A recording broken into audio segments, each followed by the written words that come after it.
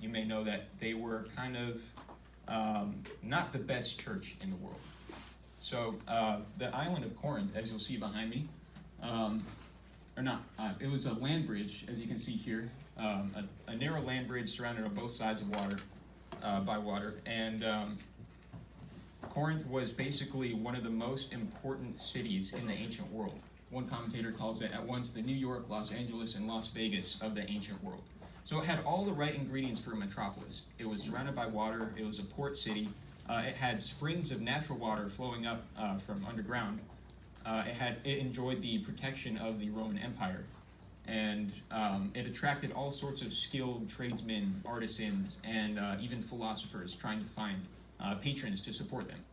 So in Corinth, you had side by side religion and vice kind of coexisting and flourishing side by side. So it was kind of similar to our society today in that they had a diversity of spirituality. It was very pluralistic. You had Jews, you had people from Egypt and their cults, you had the Greek gods, all these different spiritualities intermingled together. So the church at Corinth was one of the largest and most important churches of the first generation of Christianity, if you will. And not only were they one of the largest, but they were also probably the single most messed up church of all time. They were dealing with sex scandals, lawsuits, controversy, division, idol worship, spiritual gift issues, and they had all these various things that they were going through. So here you have Paul, who is the leading apostle, probably the leader of the church back then. What is he going to do? How is he going to deal with this congregation? It was literally so bad because of the way that they kind of boasted of their openness and their embracing of sinners. They were actually openly tolerated sin, even a man sleeping with his mother-in-law. It was so bad that even the pagans shuddered at what was going on.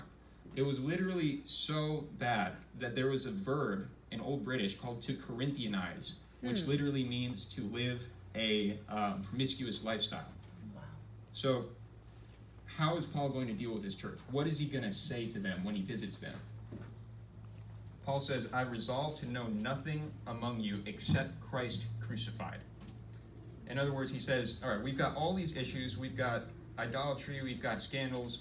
But what I want you to focus on is simply the cross. Just simply focus on God's love. So that's where we're going to pick up in chapter 13. By the way, chapter 13 is strategically placed in between chapters 12 and 14, which deal with spiritual gifts. So 2,000 years ago, back then, spiritual gifts were a very controversial issue.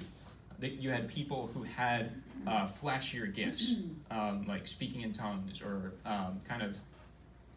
whatever, all kinds of different gifts. But the people who had the showier ones were almost idolized and placed on a pedestal over others. So chapters 12 and 14 deal with spiritual gifts.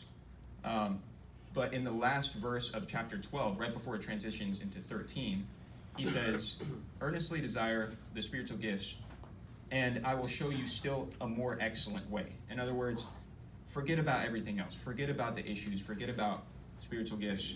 Just focus on this one thing that I believe will solve